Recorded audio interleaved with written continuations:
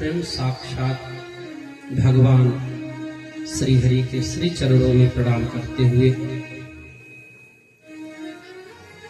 श्री काशी विश्वेश्वर भगवान महादेव के श्री चरणों में प्रणाम करते हुए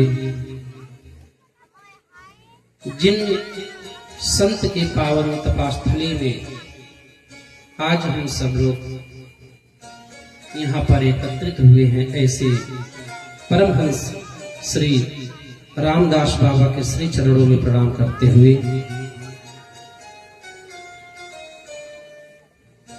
समस्त श्रोता के आत्मा में बैठे हुए परमात्मा को व्यास गद्दी से बारंबार प्रणाम करते हुए श्री स्वामी परमहंस जी महाराज को प्रणाम करते हुए आपके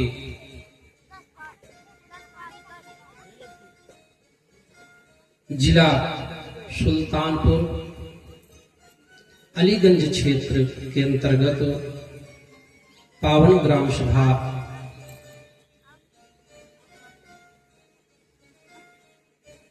में आयोजित श्रीमद् भागवत सप्ताह ज्ञान यज्ञ का आज प्रथम दिवस और प्रथम सत्र की मंगलमय कथा में हम समस्त भक्त यहाँ पर एकत्रित हुए हैं। विगत वर्ष के भांति इस वर्ष भी समस्त भक्तों के अथाह परिश्रम का परिणाम है, फल है कि आज हम समस्त भक्त यहाँ पर भगवान की अमृतमयी मंगलमयी कथा को श्रवण करने हेतु यहाँ पर उपस्थित हुए हैं। और आज श्रीमद् भागवत सप्ताह ज्ञान यज्ञ के प्रथम दिवस की कथा में हम समस्त भक्त भागवत जी की महिमा के विषय में कथा को श्रवण करेंगे। आप कहेंगे महाराज हम भागवत जी की कथा श्रवण करने हेतु उपस्थित हुए हैं और बीच में महिमा कहां से आ गया? तो आपको बताएं, भागवत जी में अध्याय 6 में पद्म पुराण का महिमा कहा गया। कितने में? अध्याय 6। और जब भागवत पूर्ण हो जाता है, स्कंद पुराण के अंतर्गत अध्याय 4 का 4 अध्याय का महिमा स्कंद पुराण ने भागवत जी की महिमा को गाया है। महिमा श्रवण करना इसलिए आवश्यक है कि जब तक हम किसी का महिमा जानेंगे नहीं तो हमारे मन में बैठने वाला नहीं है। इसलिए महिमा श्रवण करना अति आवश्यक है। अध्याय 6 की महिमा हम लोग श्रवण करेंगे। भागवत क्यों सुने और भागवत कब सुने और भागवत कैसे श्रवण करें। 6 अध्याय में यही इतना प्रश्न है। 3 प्रकार का प्रश्न 6 अध्याय में पद्म पुराण के अंतर्गत आया। सर्वप्रथम प्रश्न क्या है भैया? भागवत क्यों सुने? इतना बड़ा आयोजन क्यों किया जाता है? पता है आपको? इसको वही श्रवण कर पाएगा जो भागवत जी की महिमा को श्रवण किया होगा। 18,000 श्लोक के अंतर्गत ये 6 अध्याय का वर्णन नहीं है। ये 6 अध्याय भागवत जी में बाहर से ले आकर लगा दिया गया कि आप कोई चीज आप अपने जीवन में देखिएगा। आप कोई वस्तु लेने जाते हैं बाजार से, आप उस वस्तु के विषय में अच्छे से पहले जानकारी लेते हैं।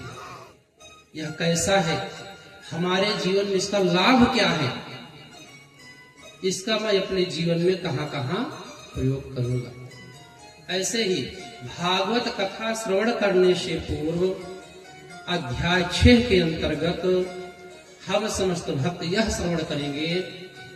ध्यान पूर्वक आप लोग सुनिएगा। भागवत कब सुने, पहला प्रश्न। और दूसरा प्रश्न है भागवत क्यों सुने, और तीसरा प्रश्न है भागवत को कैसे श्रवण किया जाए। भागवत चाहे जैसे नहीं श्रवण किया जा सकता कि आप पंडाल में आकर बैठ गए, महाराज जी बोलते जा रहे हैं, आप श्रवण कर रहे हैं। भागवत श्रवण करने का नियम है। भागवत चाहे जैसे नहीं श्रवण किया जाता। तो अध्याय 6 में हम लोग श्रवण करेंगे कि भागवत को कब श्रवण करें, कैसे श्रवण करें और क्यों श्रवण करें। जो भागवत जी की महिमा को श्रवण कर लिया, वह ही व्यक्ति, वह ही श्रोता भागवत कथा को अच्छे ढंग से श्रवण कर सकता है। नहीं तो उसको भागवत की महिमा पता नहीं। जब उसको महिमा नहीं पता तो क्या जानेगा। इसलिए जितने लोग आज पंडाल में बैठे हैं, भागवत जी की महिमा को ध्यान पूर्वक श्रवण कीजिए कि भागवत को हम कैसे श्रवण करें। आपको पुनः बता दे, पंडाल में आके बैठने से कोई कथा नहीं श्रवण करता। कथा श्रवण करने का नियम है। कथा कैसे श्रवण किया जाए। आप सोच रहे होंगे हम घर से आ गए, पंडाल में बैठ गए, कथा श्रवण कर रहे हैं, तो ना, कोई कथा नहीं श्रवण करता। कथा श्रवण करने के विधि के अनुसार आप कथा को श्रवण करेंगे, तभी वह सार्थक होगा। शास्त्रों में बताया गया, तदपूर्व इस महिमा को हम अपने अंतःकरण हृदय में रखें। इससे पूर्व सभी भक्त मिलकर भगवान के पावन नाम को स्मरण करेंगे। यह महिमा का वर्णन है। अब कहेंगे महाराज आप महिमा श्रवण कराते कराते यह क्या श्रवण करा रहे हैं। अब आपके शब्दों में बता दे, आपके घर दूध देने वाला आता है, आप घर का कोई पात्र लेकर दौड़ जाते हैं उसके पास दूध लेने के लिए।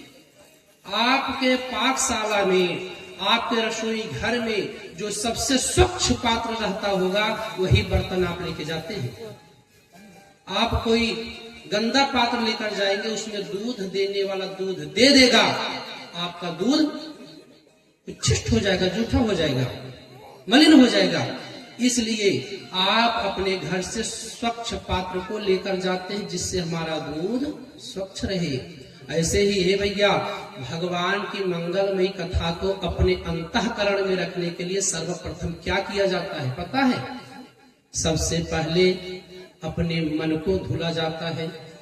आप अपने शरीर को हिमाम, डिटॉल, शैम्पू इत्यादि को लगाकर प्रतिदिन साफ करते हैं।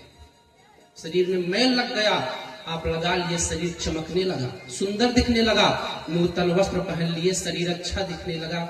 हे भैया, लेकिन अंतःकरण ऐसे नहीं साफ होता। आप कहेंगे महाराज जी अंतःकरण साफ कैसे होता है। उसके लिए भगवान का राम नाम रूपी साबुन बना हुआ है। तो आप कहेंगे महाराज तो मेरा मन कैसे मलिन हुआ। तो मन मलिन होता है काम, क्रोध, लोभ, मोह के द्वारा। अंतःकरण चतुष्टय में ईर्ष्या, द्वेष, प्रसन्नताप भरा हुआ है, जिसके कारण हमारा अंतःकरण चतुष्टय अपवित्र हो जाता है। इसीलिए भगवान के पावन नाम में वह बल है, वह शक्ति है, जिसके द्वारा हमारा अंतःकरण चतुष्टय पवित्र होता है। तो सर्वप्रथम कथा को हम कहाँ रखते हैं। कथा को हम अपने अंतःकरण में रखते हैं, हृदय में। इसीलिए सबसे पहले अपने हृदय को स्वच्छ करना चाहिए। भागवत जी की महिमा में श्रवण करिएगा। सबसे पहले भागवत को रखना कहाँ है। भागवत को हम अपने अंतःकरण में रखेंगे। अंतःकरण पता है ना, अपना हृदय, जो सबसे प्रिय वस्तु होता है हमारे जीवन में, उसको हम अपने हृदय में रखते हैं। हम लोग कहते हैं अगले से, आप तो हमारे हृदय में वास करते हो। ऐसे ही भगवान की कथा को हम सदा अपने हृदय में रखते हैं भैया। लेकिन हृदय को साफ करना पड़ेगा, तभी यह कथा अंदर रहेगा। नहीं तो काम, क्रोध, मोह, लोभ, नाना प्रकार के ईर्ष्या, द्वेष, प्रसन्नताप के द्वारा हमारा हृदय मलिन और गंदा हो चुका है। इसलिए जितने भी भक्त यहाँ कथा पंडाल में बैठे हैं, सभी लोग भाव और श्रद्धा के साथ सर्वप्रथम भगवान के पावन नाम का उच्चारण करेंगे। छोटा सा नाम सभी लोग लेंगे, और नाम को मुख से गाना चाहिए। तालियों का स्वागत करते हुए, करतल नाद करते हुए, हस्ती को छोड़कर मस्ती में आते हुए भगवान के कीर्तन में शर्म नहीं करना चाहिए कि अरे अगला देख रहा है कि अमुक व्यक्ति ताली बजा रहे हैं, तो ऐसा नहीं करना चाहिए।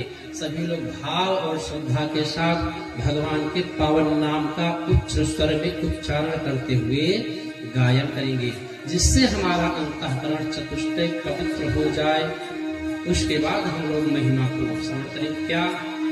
श्री राधे राधे गोविंद गोविंद राधे, श्री राधे राधे गोविंद गोविंद राधे, श्री राधे राधे गोविंद गोविंद राधे, श्री राधे राधे गोविंद गोविंद राधे, गोविंद राधे गोपाल राधे, गोविंद राधे गोपाल राधे, गोविंद राधे गोपाल राधे, गोविंद राधे गोपाल राधे, राधे राधे गोविंद गोविंद राधे, राधे राधे गोविंद गोविंद राधे।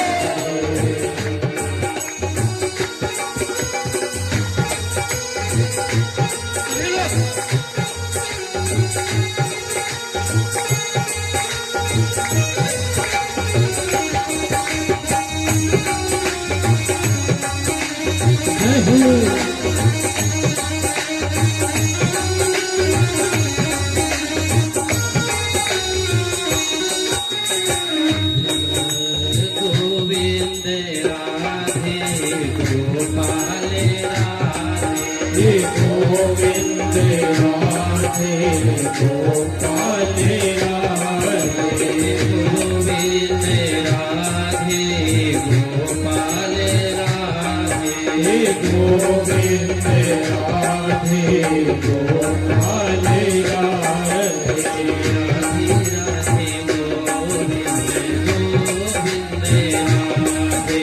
राधे राधे गोविंद गोविंद राधे, राधे राधे गोविंद गोविंद राधे, राधे राधे गोविंद गोविंद राधे। हरि बोल।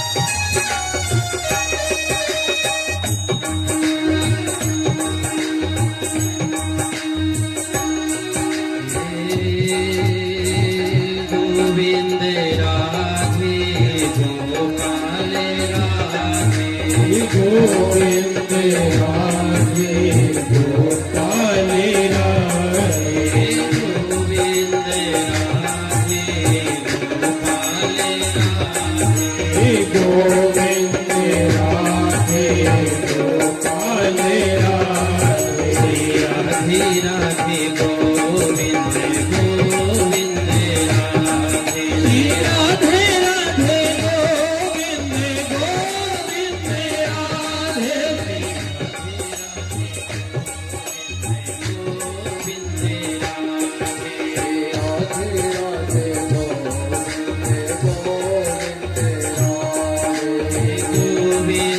राधे गोपाल राधे, गोविंद राधे गोपाल राधे, गोविंद राधे गोपाल राधे, गोविंद राधे गोपाल राधे, राधे राधे गोविंद गोविंद राधे, श्री राधे राधे गोविंद गोविंद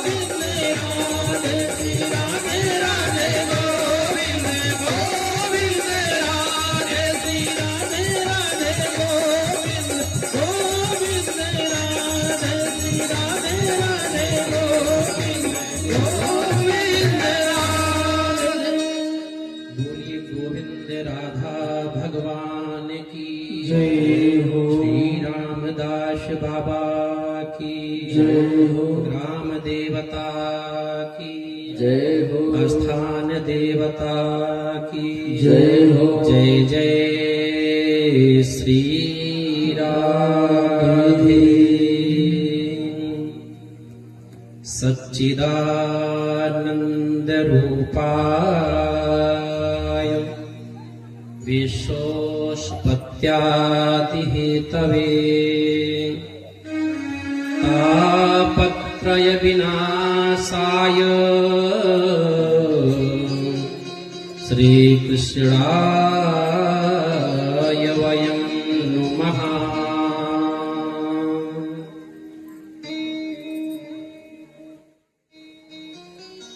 पूज्य सूत जी महाराज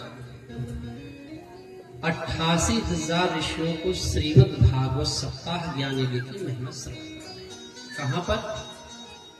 अरे वहीं जहां पर सभी कथाएं होती हैं। हाँ, आप लोग तो प्रतिवर्ष कथा श्रवण करते आ रहे हैं ना।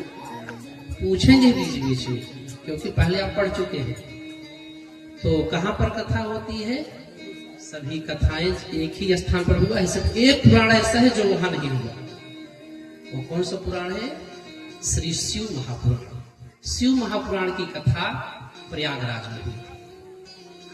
बाकी 17 पुराण जो हैं, सभी पुराण की कथा सूत जी महाराज ने 88,000 ऋषियों को नैमिषारण्य के धाम में श्रवण कराया। सबसे पहले तो हम लोग यह जानेंगे नैमिषारण्य धाम है क्या ना। नीम के द्वारा बनाया गया जो स्थान है वही है नैमिषारण्य। एक बार समस्त संत एकत्रित हुए भगवान के पास में, प्रभु कोई ऐसा सुंदर सा स्थान बताइए जो बहुत शांति वातावरण है, वहां पर कोई हमको किसी प्रकार की कोई समस्या न उत्पन्न हो। तब भगवान ने अपने अर्घ को आदेश दिया, अपने सुदर्शन को फेंका और वह सुदर्शन घूमते हुए आकर इसी नैमिषारण्य तीर्थ में गिरे। इसलिए उसका एक नाम है चक्र तीर्थ। जो वहां पर गए होंगे उनको पता होगा नैमिषारण्य तीर्थ का एक नाम है चक्र तीर्थ। नीम के द्वारा बनाया गया जो स्थान है उसका नाम है नैमिषारण्य। हे भैया, पृथ्वी पर 8 प्रकार के वैकुंठ हैं। कितना?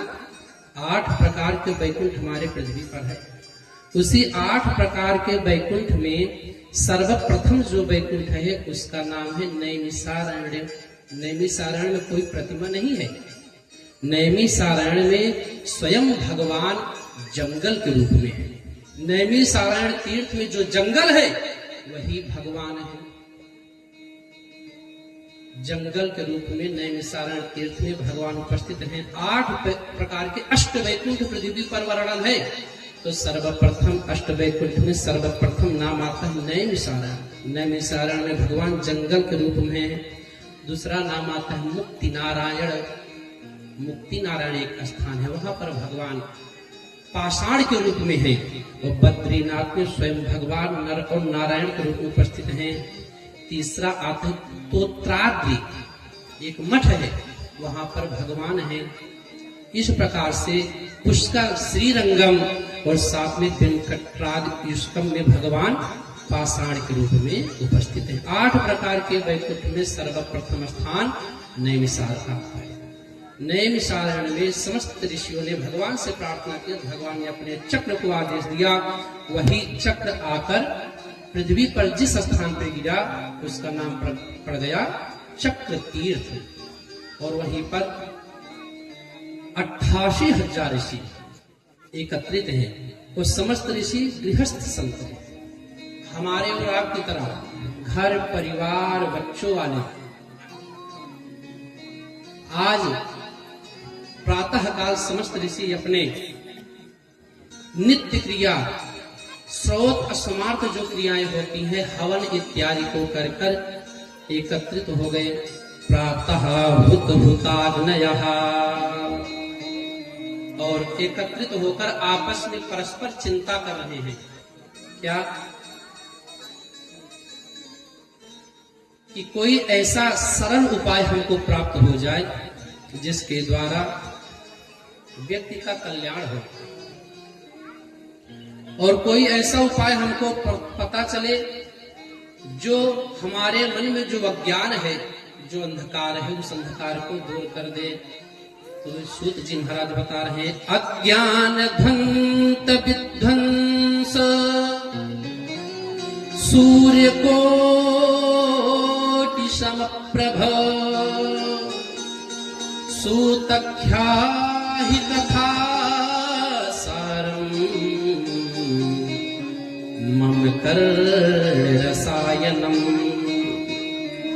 88,000 ऋषियों ने सूत जी महाराज से प्रश्न किया, गुरुदेव कोई ऐसा उपाय बताइए जो हमारे अंदर जो अज्ञान है, इस अज्ञान को दूर करे। सूत जी महाराज से ऋषियों ने कहा, अज्ञान धंत विध्वंस सूर्य कोटि समप्रभ। महाराज ऐसा कोई उपाय बताइए, और सरल उपाय, जिस उपाय को करने में बहुत समय न लगता हो, और उसके करने मात्र से ही व्यक्ति का कल्याण हो जाए। क्योंकि प्रभु आगे घोर कलिकाल आने वाला है। कलयुग में कोई व्यक्ति पूजा पाठ यज्ञ अनुष्ठान करने वाले नहीं रहेंगे। सभी अपने धर्म कर्म को छोड़कर नास्तिक बन जाएंगे, शिखा सूत्र यज्ञोपवीत धारण नहीं करेंगे, वेद ब्राह्मण का अपमान करेंगे। इसलिए प्रभु कोई ऐसा आप उपाय बताइए जिसके करने मात्र से इनका कल्याण हो जाए। इह घोरे कलौ प्रायो जीवश्चा सुरतां गतः क्लेशाकान्तस्य तस्यैव शोधने किं पराय। सुंदर से उपाय आप महाराज बताइए जो सरल हो और जिसको थोड़े से करने मात्र से कृष्ण प्राप्ति करम सस्वत साधनम तत्वदाधुना। छोटा सा उपाय करने मात्र से कृष्ण भगवान की प्राप्ति हो जाए। कृष्ण प्राप्ति करम सस्वत साधन तत्वदाधुना। छोटे से उपाय मात्र को करने से भगवान की प्राप्ति हो जाए। हे महाराज, 88,000 ऋषि ने कहा, गुरुदेव भगवान का धाम तो बहुत दुर्लभ है। यदि व्यक्ति को श्री राधे राधे गोविंद गोविंद राधे श्री राधे राधे गोविंद गोविंद राधे श्री राधे राधे गोविंद गोविंद। लक्ष्मी नारायण भगवान की जय हो। जय जय श्री राधेश। चिंतामणिर्लोक सुखम सुरुद्रुः स्वर्ग संपदम् प्रयच्छति गुरुः प्रीतो वैकुंठं योगी दुर्लभम्। सौनक जी 88,000 ऋषियों ने सूत जी महाराज से हाथ जोड़कर कहा, महाराज हमको विश्वास है चिंतामणि जो है वह दुनिया में सब कुछ दे सकता है। कल्प वृक्ष के नीचे बैठने मात्र से, कल्पना करने मात्र से व्यक्ति की कामना पूर्ण हो जाती है। लेकिन गुरुदेव हमको विश्वास है कि हमारे जो गुरु जी हैं वह हमको सब कुछ प्रदान कर सकते हैं। हे भैया, महिमा में श्रवण करिए। किसी से कुछ पूछना हो कैसे पूछे। 88,000 ऋषियों ने तुरंत उत्तर नहीं दिया, महाराज हमको आप बताइए। 88,000 ऋषियों ने सूत जी महाराज का महिमा गाया। गुरुदेव हमको आपके ऊपर इतना विश्वास है कि आप हमको भगवान की सुंदर सी और सरल कथा श्रवण कराएंगे, जिसके श्रवण करने मात्र से कल्याण हो जाए। हे भैया, कोई व्यक्ति आवे कथा सुनाने, वह तो खूब जोर लगा के, उसके पास जितनी विद्या है सब विद्या लगा के आपको कथा सुना रहा है, और कोई आवे कहे महाराज क्या बताएं, थोड़ा भजन आप कम गा रहे हैं। अरे वो तो अपनी तरफ से जितना था उसके पास में सब उड़ेल दिए जा रहा है, सब छोड़ दे रहा है। लेकिन कोई आवे और कहे महाराज यह कथा आपने नहीं श्रवण कराया, थोड़ा मजा कम आ रहा है।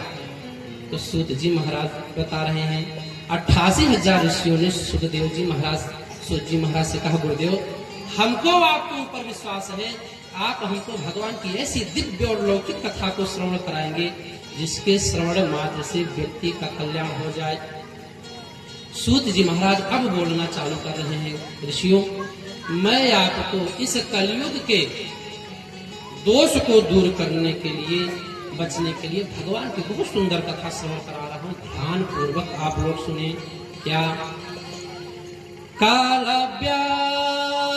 मुखग्रास तास निर्णास है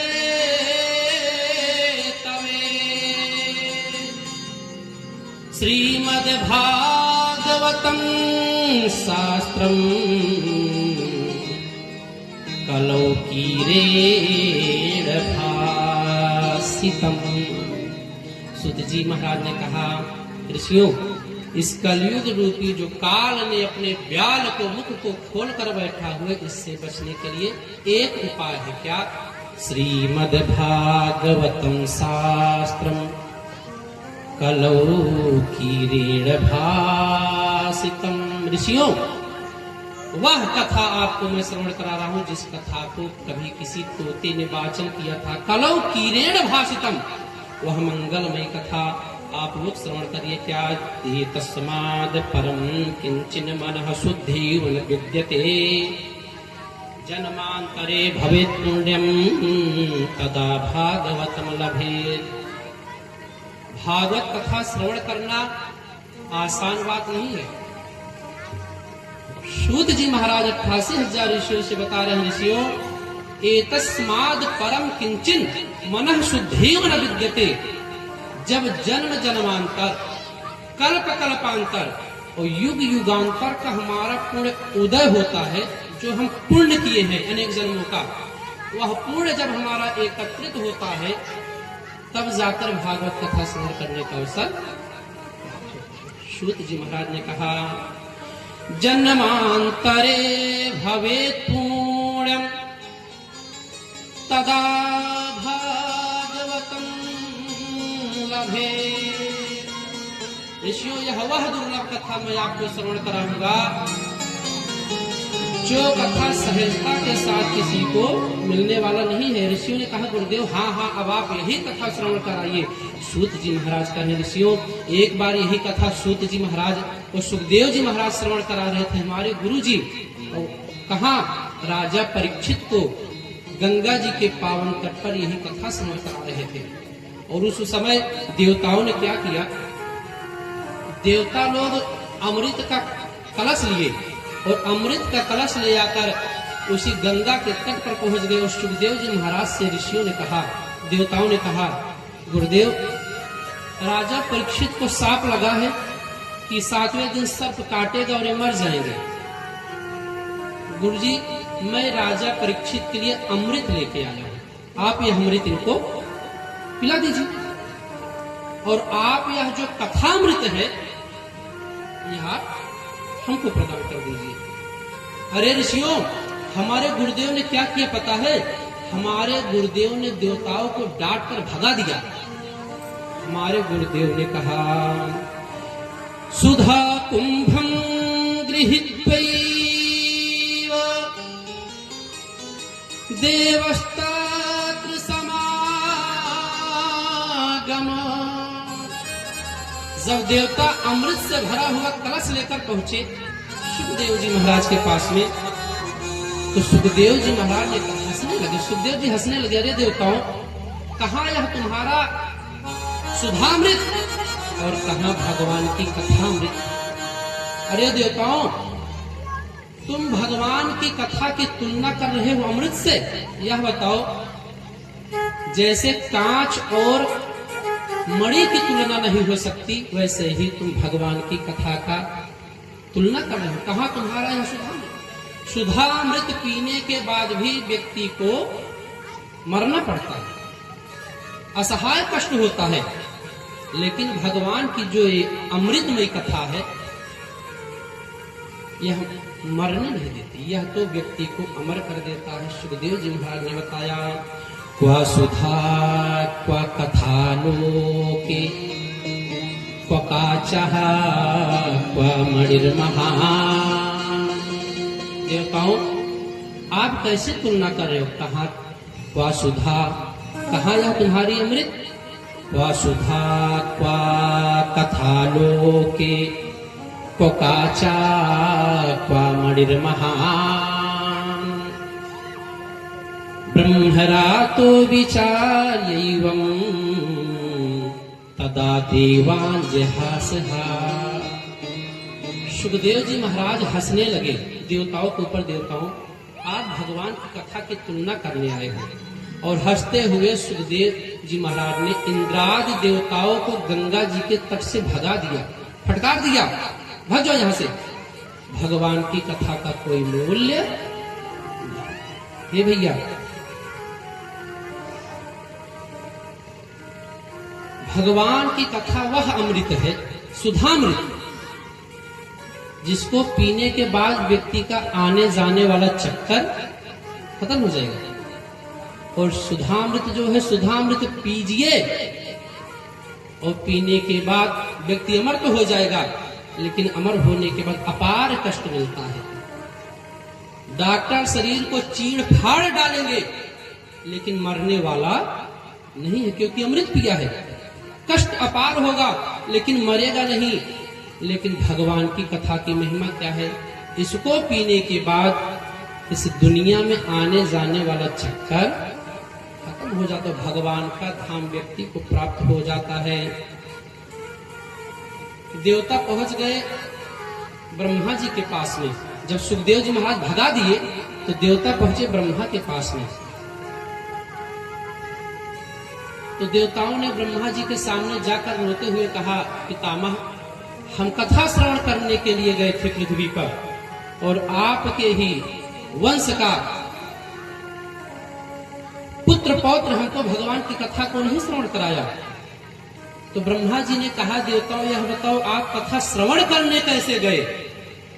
तो देवताओं ने कहा, पितामह, हम जाते समय भगवान की कथा में अमृत लेकर गए थे, अमृत ले लो और भगवान की कथा अमृत हमको प्रदान कर दो। ब्रह्मा जी ने कहा, देवताओं आप लोगों ने वहीं पर गलती किया, भगवान की कथा का कोई मोल नहीं है। आप गए होते, जैसे समस्त ऋषि महात्मा हंस परमहंस बैठकर भगवान की कथा को श्रवण कर रहे थे, वैसे ही तुम बैठ जाते और भगवान की कथा को श्रवण कर लेते। तुम तो भगवान की कथा का विक्रय करने के लिए गए। इंद्रादि देवताओं ने कहा, पितामह यह बताओ भगवान की कथा की महिमा कितनी बड़ी है? देवताओं से ब्रह्मा जी ने कहा, देवताओं देखो भगवान की कथा की महिमा क्या है। उसी ब्रह्मलोक में ही एक तराजू पर, एक पलड़े पर तराजू के समस्त सांसारिक वेद पुराण छंद उपनिषद इत्यादि को रखा गया, और दूसरे पलड़े पर श्रीमद् भागवतामृत को रखा गया। देखा क्या गया, जिस पलड़े पर भगवान की कथा रूपी अमृत रखी गई, कथा रखा गया, वह पलड़ा जमीन से उठा ही नहीं। ब्रह्मा जी ने कहा, रे देवताओं यह देखो भगवान की महिमा की, यह भगवान की कथा की महिमा यह है। मैं नहीं कर रहा हूं, भागवत जी में लिखा गया क्या, राज्ञो मोक्षम तथा वीक्ष्यम पुराधाता विस्मितः सत्यलोके तुलां बद्ध्वा तुलयत् साधनान्यजः। तो देवताओं ने देखा क्या, भगवान की कथा को श्रवण करने से राजा परीक्षित को मोक्ष हो गया। तब देवताओं को ज्ञात हुआ यह कोई साधारण कथा नहीं है भैया। गंगा जी हैं, गंगा जी की महिमा यह है, गंगा जी के तट पर जो जाता है गंगा जी उसको पवित्र कर देती है, और भागवत जी के शरण में जो आता है भागवत जी उसको पवित्र कर देते हैं। किसको किसको? सूत जी महाराज बताते हैं भागवत जी किसको किसको पवित्र करते हैं। तो बताया गया कथा को श्रवण करने वाला और कथा को सुनाने वाला वक्तारम पृच्छकम चैव। कौन कौन पवित्र होता है भागवत जी के शरण में आने पर? 3 व्यक्ति, श्रवण करने वाला, पूछने वाला और सुनाने वाला, 3 व्यक्ति। अरे देवताओं, गंगा जी में वह सामर्थ्य नहीं है, गंगा जी सबको पवित्र नहीं कर सकती। गंगा जी के तट पर जाने के बाद भी कुछ ऐसे सांसारिक पदार्थ हैं जिसको गंगा जी पवित्र नहीं कर पाती। गंगा जी में वह सामर्थ्य है, गंगा जी मरने के बाद यदि किसी के शरीर का अस्थि गंगा जी में पहुंच जाए, गंगा जी उसको पवित्र कर देती है, स्वर्ग चला जाता है, मोक्ष हो जाता है। लेकिन देवताओं, गंगा जी में भी क्षमता नहीं है कि वो सभी को पवित्र कर देवे। तो बताते हैं क्या? तो बताए त्रिपथ गामनी गंगा। गंगा जी 3 स्थान पर अपवित्र हैं। सदा सर्वदा सभी को पावन करने वाली गंगा जी 3 स्थान पर अपवित्र रहती हैं। आप कहेंगे महाराज यह क्या? तो शास्त्रों में आया क्या? गंगा जी 3 स्थान पर सदा पवित्र रहती हैं। त्रिपथ गामनी गंगा त्रिस्थानेषु दूषिता। 3 स्थान पर माँ गंगा सदा पवित्र रहती है। कहाँ कहाँ? तो बताए त्रिपथ गामनी गंगा त्रिषु स्थानेषु दूषिता। मलेच्छस्पर्श सुराभाण्ड अन्योदक मिश्रिता। सभी को पावन पवित्र करने वाली माँ गंगा 3 स्थान पर सदा पवित्र रहती है। कहाँ कहाँ? बताया गया मलेच्छस्पर्श। आप गंगा जी के तट से लेकर अपने घर के लिए चले और रास्ते में आपके गंगा जल को कोई मलेच्छ स्पर्श कर ले। मलेच्छ समझ रहे हैं? जो हमारे और समाज में आपके रहते हैं मलेच्छ, जिनका धर्म हमारे धर्म के विपरीत है, उनको हमारे शास्त्र ने मलेच्छ की संज्ञा दिया है। उनके द्वारा स्पर्श किया गया गंगा जल अपवित्र हो जाता है।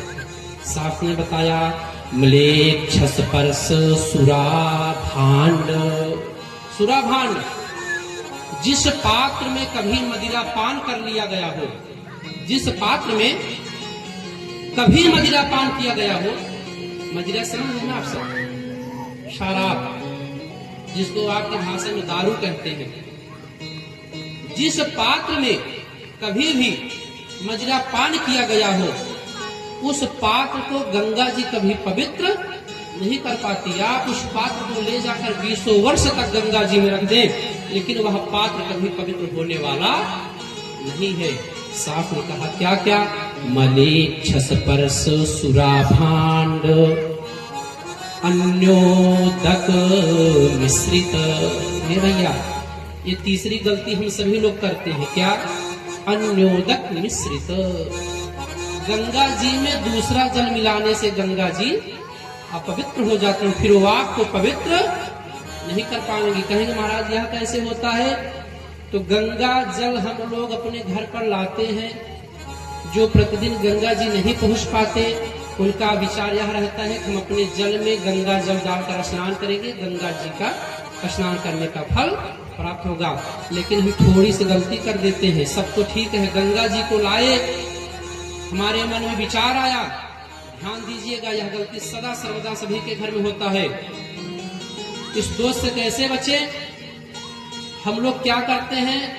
अपने नल से पात्र में जल लिए, ऊपर से गंगा जल डाल दिए। अक्सर यही होता है।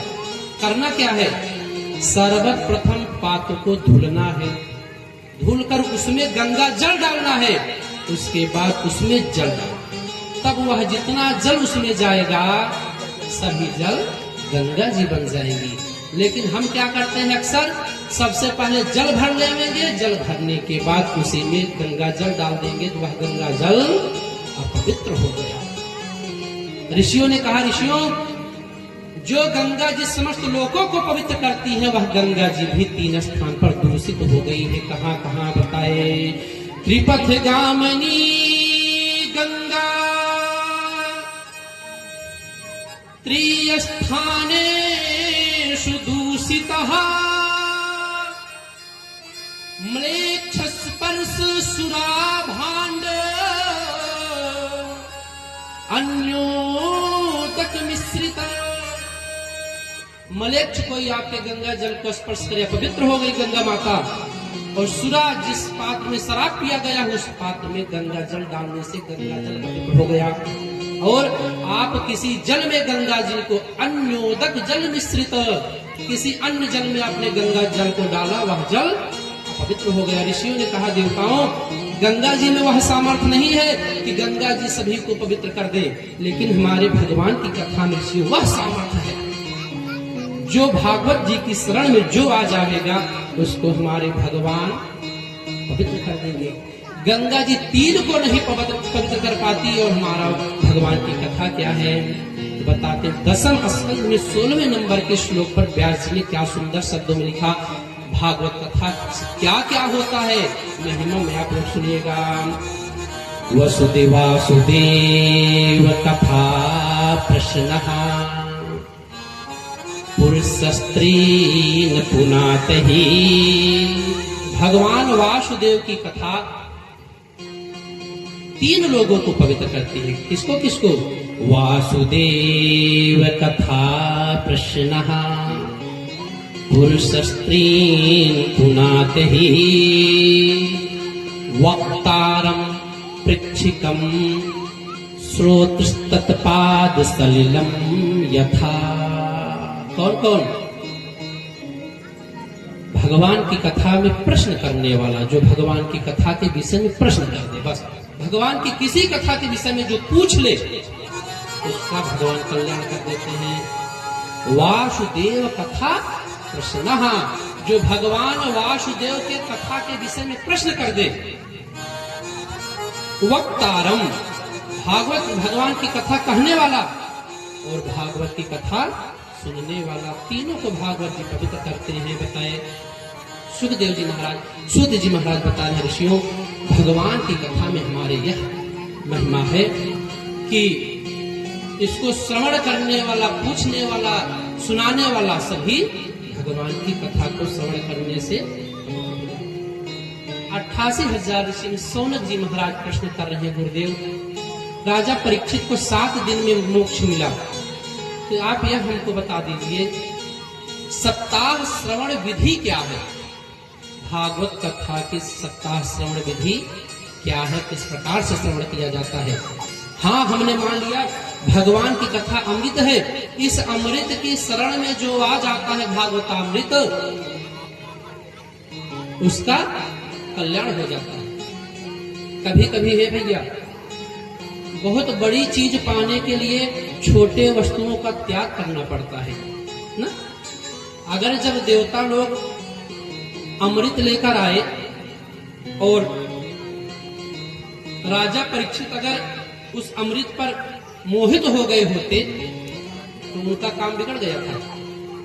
या देवता अमृत लेकर आए, सुखदेव जी भगा दिए और राजा परीक्षित उठते और पीछे से जाकर कहते, भैया लाओ अमृत हमको दे दो, आप जाओ कथा सुन लो। लेकिन राजा परीक्षित ने ऐसा कुछ किया नहीं। राजा परीक्षित ने क्या किया? अपने गुरुदेव से सुखदेव जी महाराज के श्री चरणों में बैठकर भागवतामृत की कथा को श्रवण किया। उनको पता है यह प्रलोभन है, इस प्रलोभन में जो पड़ेगा वह खत्म हो जाएगा। देवता हमको अमृत दे रहे हैं, अमृत तो हम पी लेंगे, पीने के बाद इसी दुनिया में रहकर नाना प्रकार के कष्टों का मैं भोग करूंगा। इसलिए उस अमृत को छोड़कर सुखदेव जी महाराज बताते हैं, सूत जी महाराज बताते हैं, ऋषियों, राजा परीक्षित भगवान की कथामृत की तरफ दौड़े, क्योंकि भागवत की जो कथा है ना अमृत है। क्या?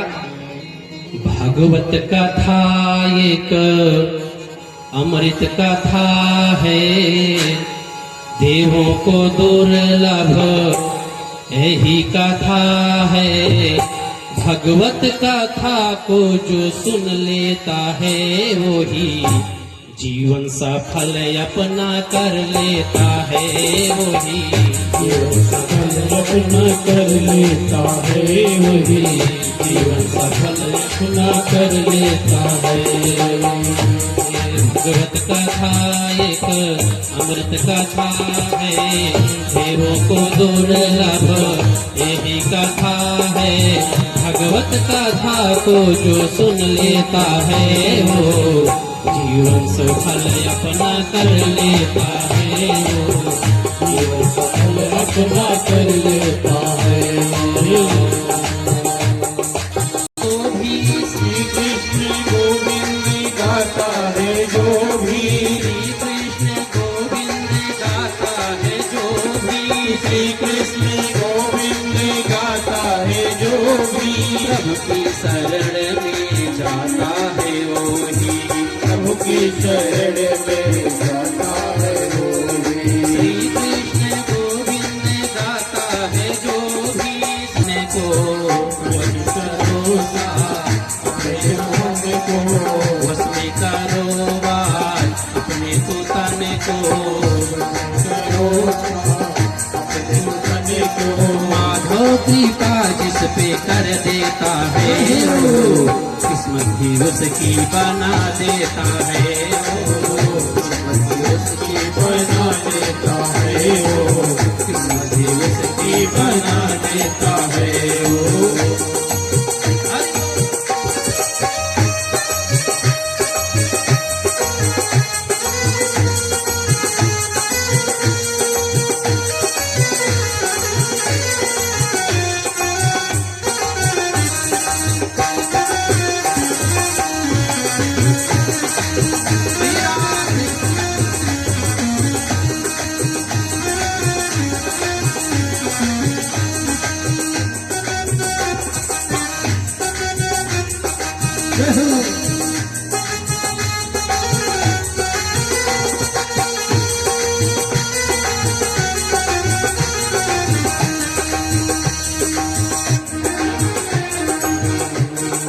जो भी शरण में आता है प्रभु के, शरण में आता प्रभु के, सुख मनोरथ होते हैं उसके, मनोरथ होते हैं उनके, उनकी माया सबको नचाए, उनकी माया सबको नचाए, राजा से चाहे रंग बनाए, राजा से चाहे रंग बनाए, जिस पे नजर श्याम कर देता है वो से वही पारे हो जाता है, वो से वही पारे हो जाता है वो से वही पारे हो जाता है वो।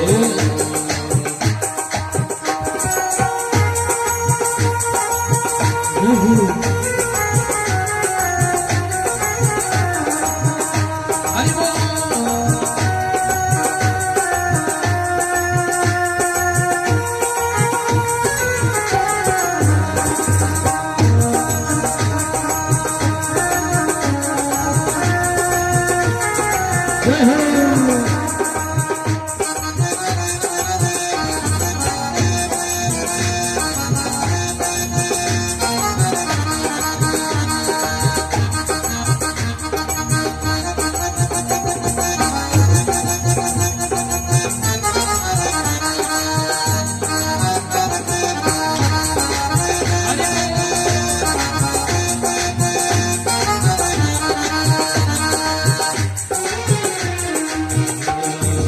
मन में बसा के श्याम की सूरत, मन में बसा के श्याम की सूरत, देखो हमेशा श्याम की मूरत, देखो हमेशा श्याम की मूरत, मन में बसा के श्याम की सूरत, मन में बसा के श्याम की सूरत, देखो हमेशा श्याम देता श्याम की दौलत। बन जाएंगे सारे दुर्गत तेरे, जाएंगे सारे बदन तेरे, बन जाएंगे यो सब काम तेरे, जाएंगे यो सब काम तेरे। इस पे प्रभु हाथ रख देता है, नैया किनारे लगा देता है, किनारे लगा देता है वो, किनारे लगा देता है वो, किनारे लगा देता है वो, किनारे लगा देता है वो, किनारे लगा देता है वो, किनारे लगा देता है। बोल लक्ष्मी नारायण भगवान की जय हो। जय जय श्री राम। सप्ताह श्रवण विधि कुमारस्तस्य भासितः। सूत जी महाराज ने 88,000 ऋषियों को बताया। ऋषियों, मैं आपको सप्ताह श्रवण विधि बता रहा हूं। सप्ताह कथा का विधान कहां से प्रारंभ हुआ? सबसे पहले पृथ्वी पर सप्ताह विधि के द्वारा कथा कौन श्रवण किया? ऋषियों ने यही प्रश्न किया ना कि आप कृपा करके यह बताइए कि यह सप्ताह विधि कहां से प्रारंभ हुआ? तो सुखदेव जी, सूत जी महाराज ने कहा, ऋषियों, मैं आपको वह कथा श्रवण करा हूं जो कुमार सनकादिक चारों भाइयों ने नारद जी को श्रवण कराया था।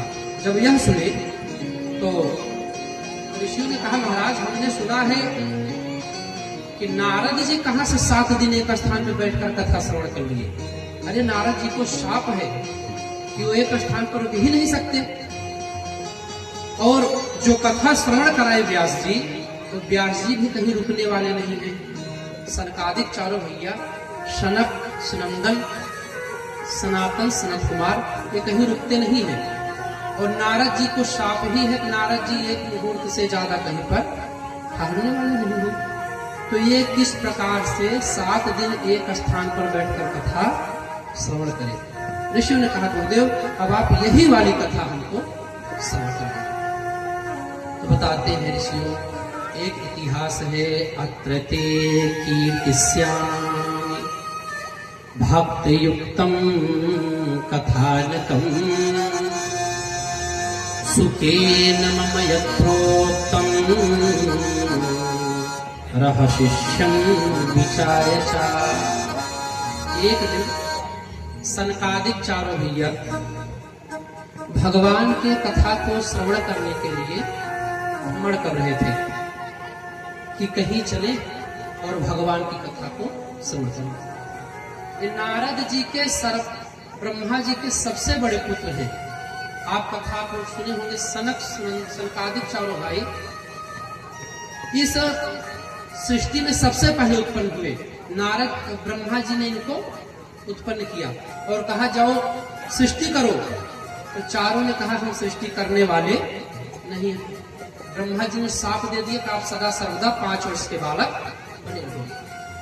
इन्होंने क्या किया, भगवान की कथा को श्रवण करते हैं। एक भाई वक्ता बन जाता है, 3 श्रोता।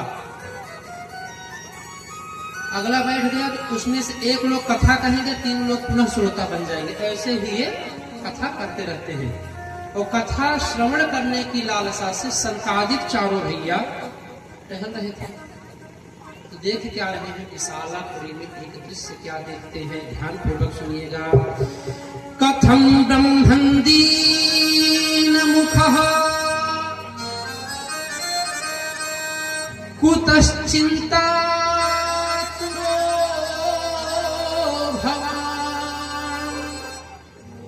त्वरितं गम्यते कुत्र कुतश्चागमनं तव। देख क्या रहे हैं, विशालापुरी में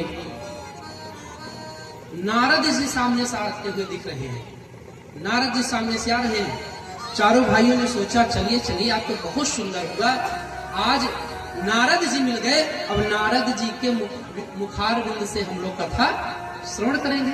भाई नारद जी भगवान के भक्त हैं और नारद तो हमारे भाई हुए। 10 नारदा, ब्रह्मा जी के 10 मानस पुत्रों में सबसे छोटे नारद जी। तो सनकादिक चारों भैया प्रफुल्लित हो गए, प्रसन्न हो गए। चलिए चलिए अब इसी विशालापुरी में नारद जी हमको कथा श्रवण कराएंगे। देख क्या रहे हैं, नारद जी आ रहे हैं। तो जो नारद सदा सर्वदा प्रसन्न रहते हैं, आज नारद दुखी है। ये भैया यह मुखमंडल सब बता देता है, चेहरा जो है यह सब कुछ बता देता है। व्यक्ति प्रसन्न है कि नाराज है, इसको किसी प्रकार का चिंता है। चेहरा देखने के बाद सब पता चल जाता है। दूर से ही देख रहे हैं सनकादिक चारों भैया, अरे जो नारद सदा सर्वदा जिनके बीड़ा पर भगवान का पावन नाम बजता रहता है, आज वो नारद बहुत दुखी है। नारद जी और नजदीक आ गए। नारद जी और नजदीक आए तो चारों भाइयों ने नारद जी से 4 प्रश्न किया। कितना प्रश्न? 4 प्रश्न। ध्यान पूर्वक सुनिएगा। चारों भाइयों ने नारद जी से 4 प्रश्न किया। क्या क्या कह रहे हैं?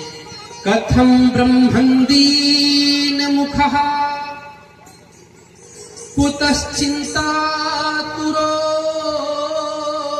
भवान् त्वरितं गम्यते कुत्र कुतश्चागमनं तव। चारों भाइयों ने 4 सुंदर सा प्रश्न कर दिया। अरे नारद जी, कथम ब्रह्मन्दीन मुखः, हे नारद आपका मुखमंडल उदास क्यों है? मैं तो यह जानता हूं कि नारद जी सदा प्रसन्न रहने वाले हैं, लेकिन आज तुम्हारा मुख देखकर हमको लग रहा है, जैसे लग रहा है कि किसी कृपण का धन कोई ले ले।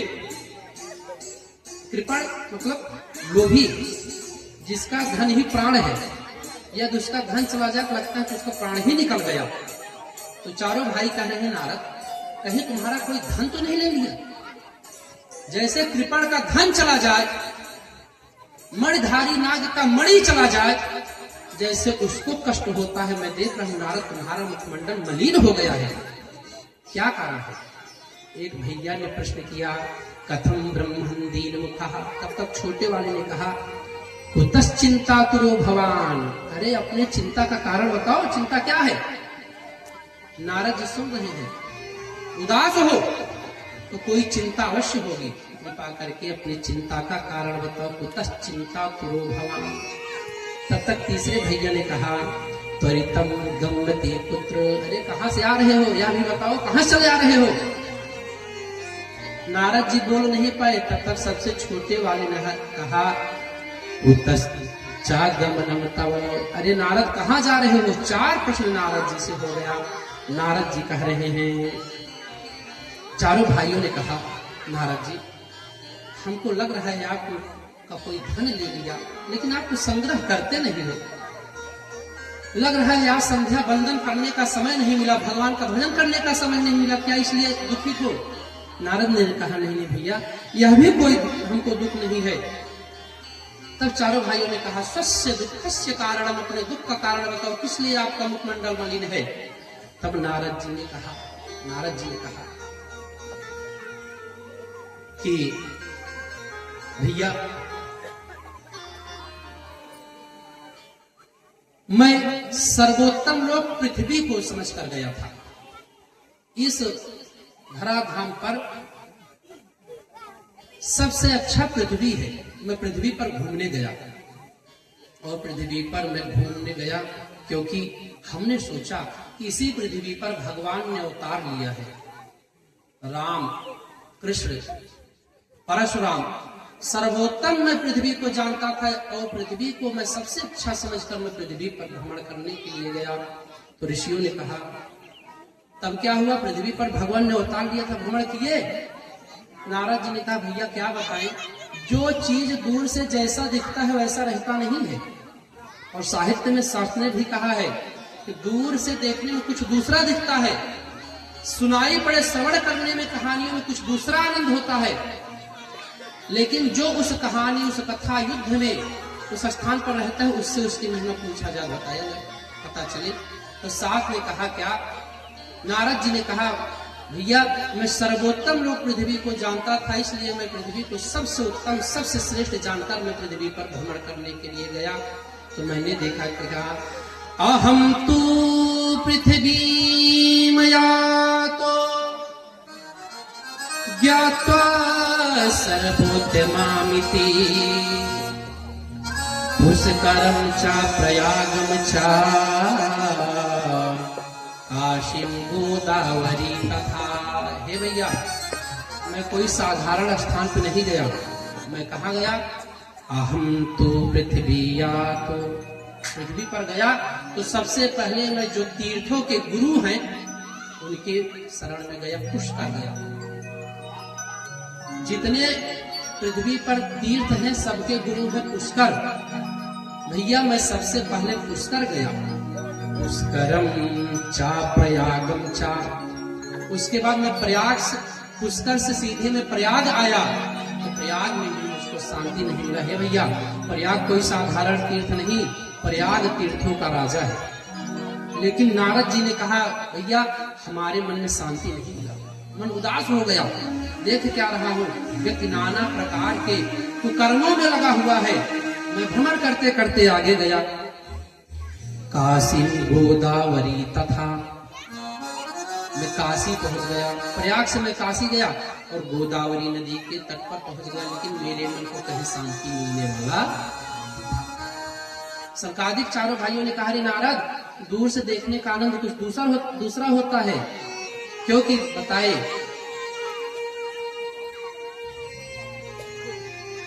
दूर से जैसे युद्ध की कोई कथा आपको श्रवण करावे, युद्ध की कथा श्रवण करने में बहुत आनंद आता है। उस राजा ने अमुक व्यक्ति को मार दिया, अकेले एक राजा ने हजारों को मार दिया, लेकिन जो वह युद्ध लड़ा रहता है उससे पूछिए कितना कष्ट उसको उस समय मिलता है जब चारों तरफ से उसको सैनिक घेर लेते हैं। कथा श्रवण करने में आनंद दूसरा है, लेकिन युद्ध की को करने वाले से पूछे युद्ध कैसे किया जाता है। साथ में कहा गया युद्धस्य कथारम्य, युद्धस्य कथारम्य वेश्यश्चा मुखमंडने, यानी कि युद्ध की कथा को श्रवण करने में जो आनंद आता है वह युद्ध करने में आनंद नहीं आता, क्योंकि प्राण हथेली पर लेकर व्यक्ति युद्ध करता है। और बताए पर्वत इत्यादि को दूर से देखने में पर्वत बहुत सुंदर दिखता है, बाहर से आप दूर से देखिए, लेकिन जब आप पास में जाकर देखेंगे तो वहां पर नाना प्रकार की गंदगी, जीव जंतु मरे हुए पड़े रहते हैं। वहां पर जाने के बाद उतना सुंदर नहीं दिखता जितना दूर से दिखता है। दूरस्थाः पर्वताः रम्या वैश्यश्चा मुखमंडने युद्धस्य कथारम्य तीन रम्याणि दूरतः। तीन चीज दूर से अच्छी लगती हैं। क्या? दूर से पर्वत देखने में सुंदर लगता है, हरा भरा दिख रहा है। दूरस्थाः पर्वताः रम्य वेश्यश्चा मुखमंडने, वेश्या का मुख दूर से देखने में बड़ा सुंदर दिखता है। और युद्धस्य कथारम्य, किसी युद्ध का कथा श्रवण करने में बहुत सुंदर लगता है। संकादिक चारों भाइयों ने कहा भैया और कहां कहां गए?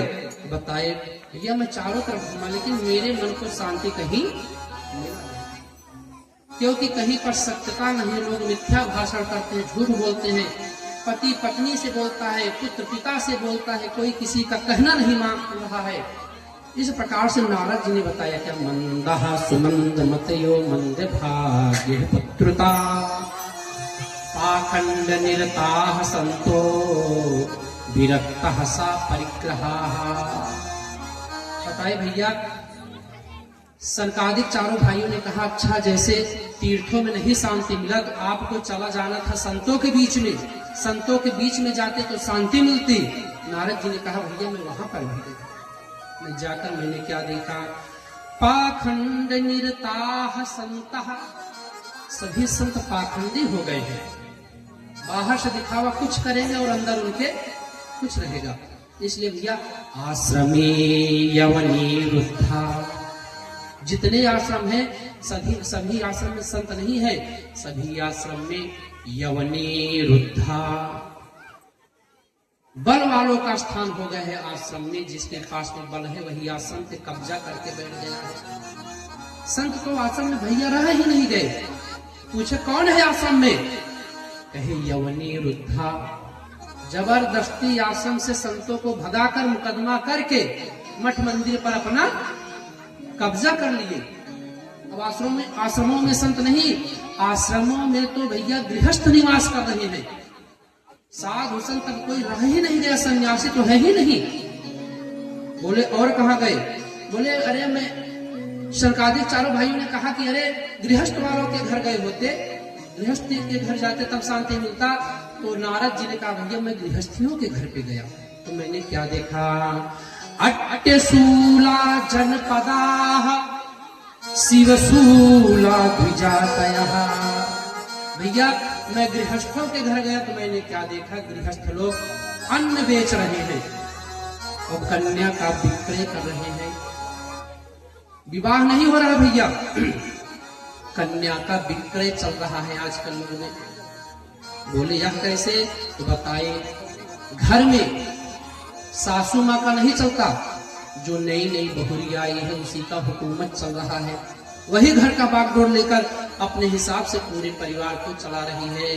तरुणी प्रभुता गे श्याल को बुद्धिदाय कहा।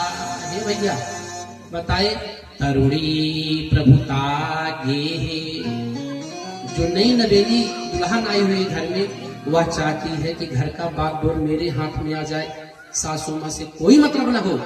तरुणी प्रभुता गे श्याल को बुद्धिदाय कहा।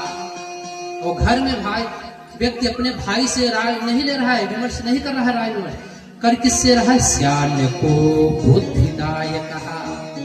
घर में उसी जो नई नई दुल्हन आई है उसी के भाई से विचार लिया जाता है, उसी का सलाह चल रहा है। और संत लोग कहते हैं जिस घर में, सभी घर का तो नहीं कहेंगे, कुछ घर में जहां जहां पर उदाहरण तो इतिहास में दिया है महाभारत जैसे युद्ध का, कि शकुनी ने ऐसा राय दिया कि महाभारत हो गया।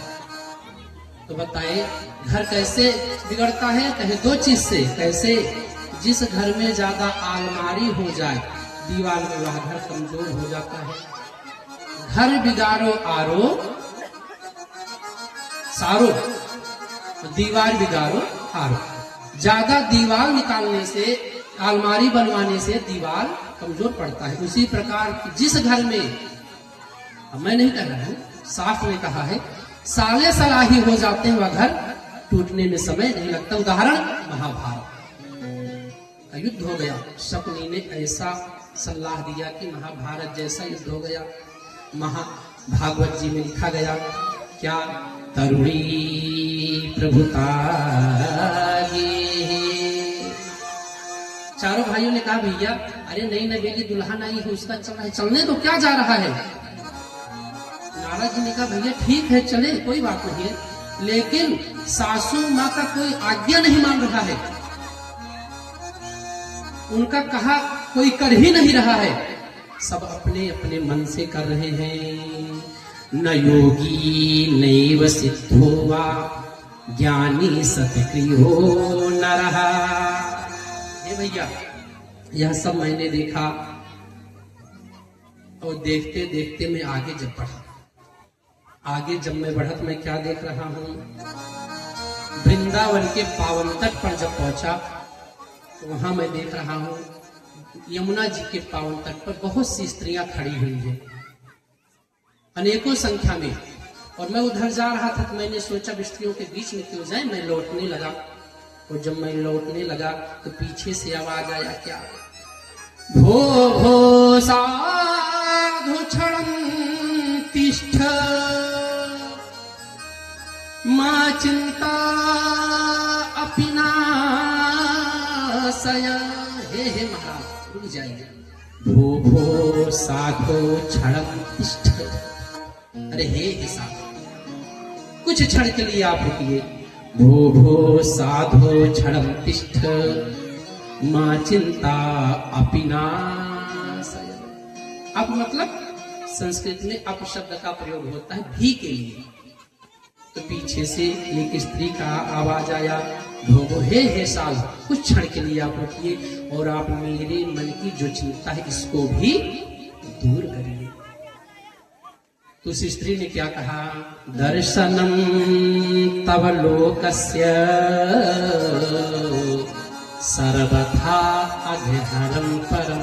हे महाराज, मैंने सुना है आपका दर्शन करने मात्र से व्यक्ति का समस्त पाप कट जाता है। उस स्त्री ने नारद जी से कहा,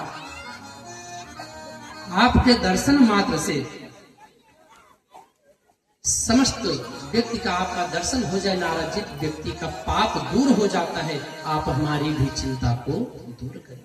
नारद जी रुके तो नारद जी ने प्रश्न किया, आप हो कौन और यहाँ क्या कर रही हो? नारद जी ने कहा, काशी त्वं काव्यमौचे मां नार्यः कः पद्मलोचन।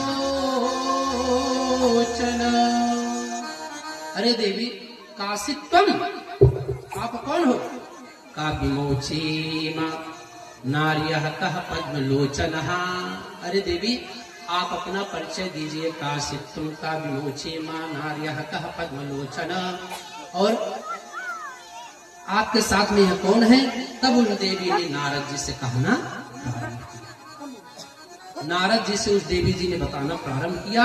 और इस कथा को हम लोग सुनेंगे रात्रि वाले सत्र में ना, क्योंकि आप लोगों को जाना है, भोजन बना के, भोजन सभी को करा के स्वयं करके आना है ना, इसलिए अब यहीं पर इस कथा को करेंगे विश्राम। महात्म की कथा में अभी हम लोग सुनेंगे धुंधुकारी की कथा। धुंधुकारी ने 7 दिन में किस प्रकार से भगवान की मंगलमय कथा को श्रवण किया और भगवान के धाम को गए।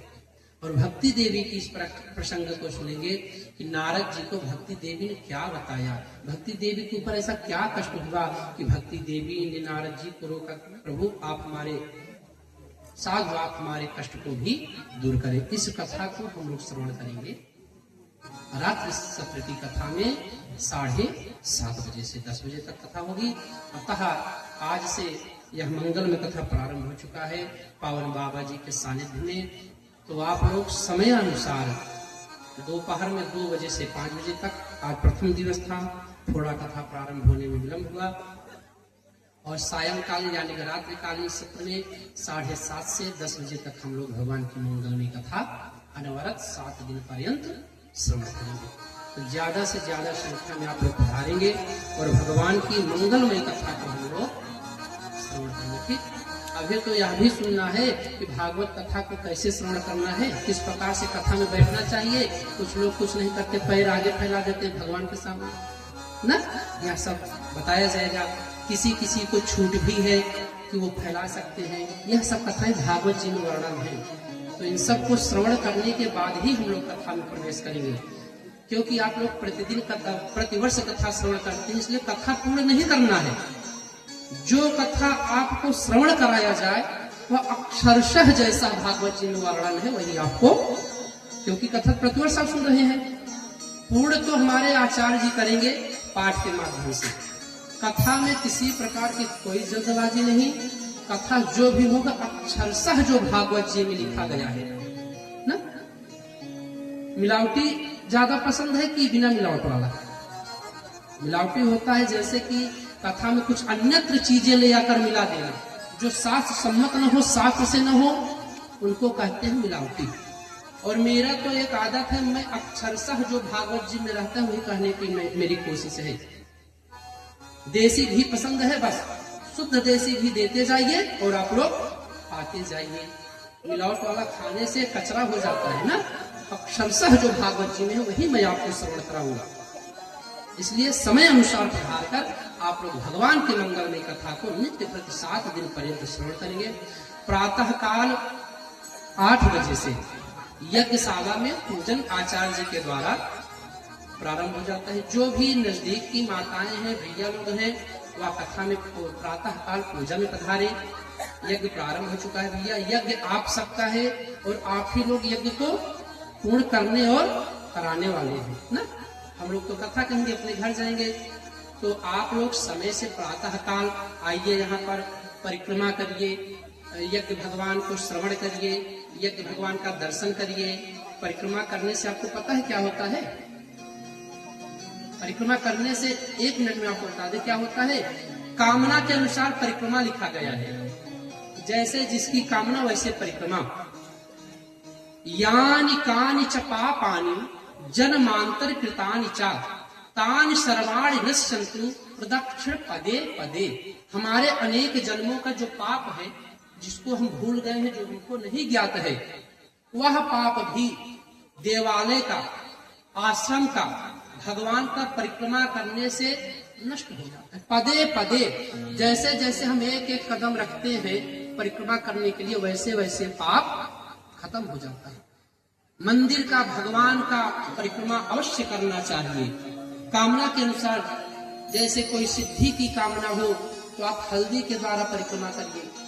किसी के बच्चे का, बिटिया का विवाह विलंब से हो रहा है, नहीं हो रहा है, तो आप सुपारी लेकर परिक्रमा करिए। लाल फूल से देवी जी की कृपा प्राप्त करने के लिए लाल पुष्प के द्वारा परिक्रमा करिए। नाना प्रकार के कामना के अनुसार, जो बच्चे पढ़ने में कमजोर हैं, माता सरस्वती का उपासना करना चाहिए उनको, और आकर माता सरस्वती के लिए इलायची के दाने से या इलायची से आप परिक्रमा करिए, भगवान आपकी बुद्धि को प्रखर करेंगे। तो पाप को नष्ट करने के लिए परिक्रमा किया जाता है। प्रातः काल आप लोग यहाँ पर आवे और आकर यज्ञशाला और मंदिर का परिक्रमा करें, बाबा जी का दर्शन करें। ऐसे महान संत की तपस्थली पर बैठकर हम लोग कथा श्रवण कर रहे हैं कि जिनके पास में कोई भी जो भी कामना लेकर आज तक आया है, खाली गया नहीं है। इसलिए नित्य प्रति आप लोग प्रातः काल पूजन में आवे तो दोपहर से कथा में। ठीक आज की कथा यहीं पर विश्राम, और रात्रि में 7:30 बजे से हम लोग यहाँ उपस्थित हो जाएंगे। आप लोग भी समय से कथा कर भगवान के मंगल में कथा को श्रवण करेंगे। अब भाव के साथ 2 बार भगवान का पावन नाम